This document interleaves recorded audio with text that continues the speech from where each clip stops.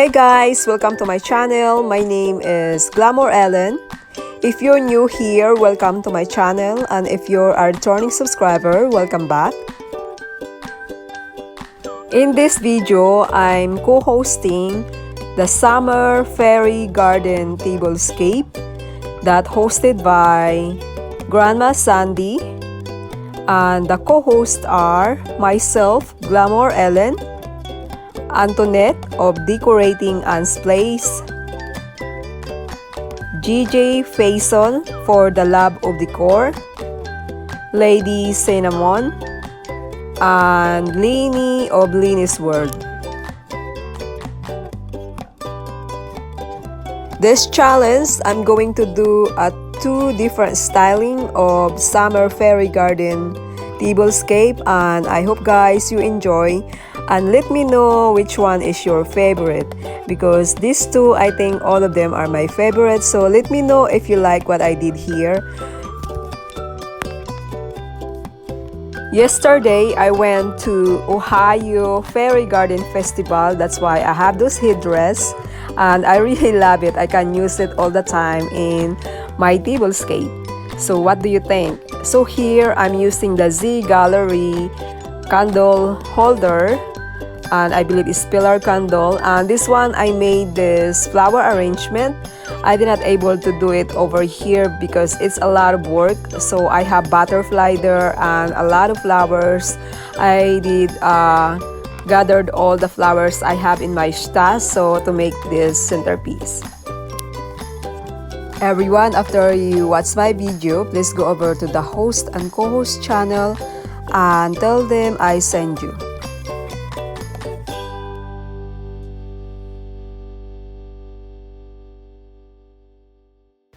So in the last minute, I decided to change my centerpiece. I did not able to use my DIY lantern that I made last night from the live show of Crafty Leeny, because I don't like the way it looks. So I decided to go in another plan B.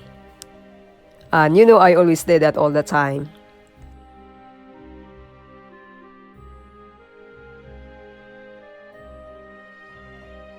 To all the participants, thank you guys so much for joining us in this Summer Fairy Garden Challenge. Alright everyone, I'm not going to talk because I would like you to enjoy this tablescape. So I will see you at the end of the video.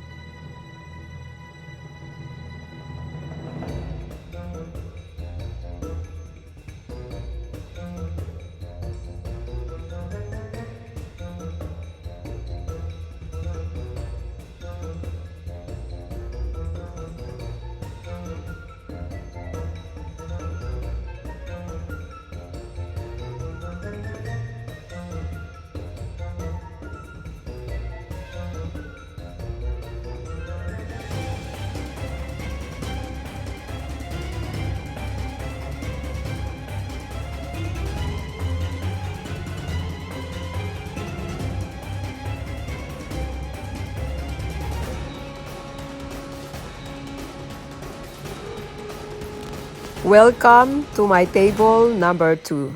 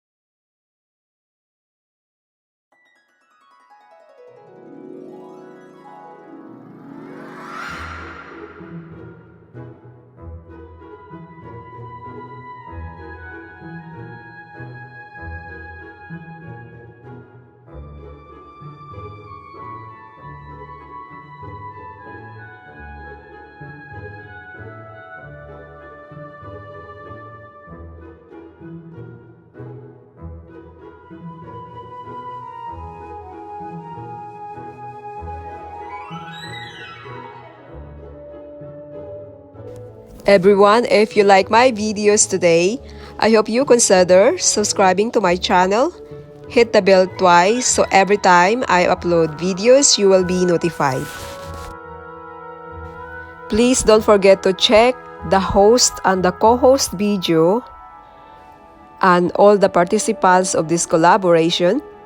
I will leave the playlist link in my description box.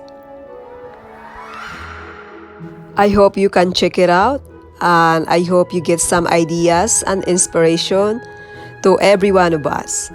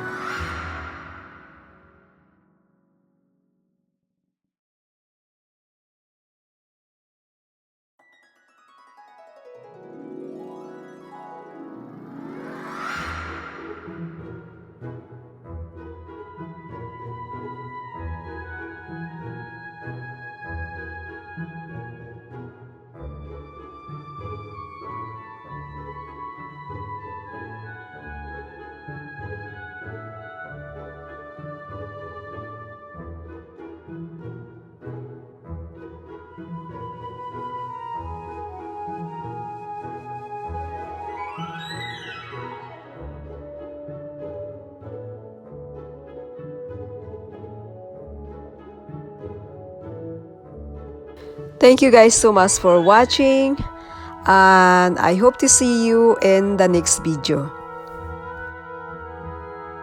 Bye everyone. Be safe.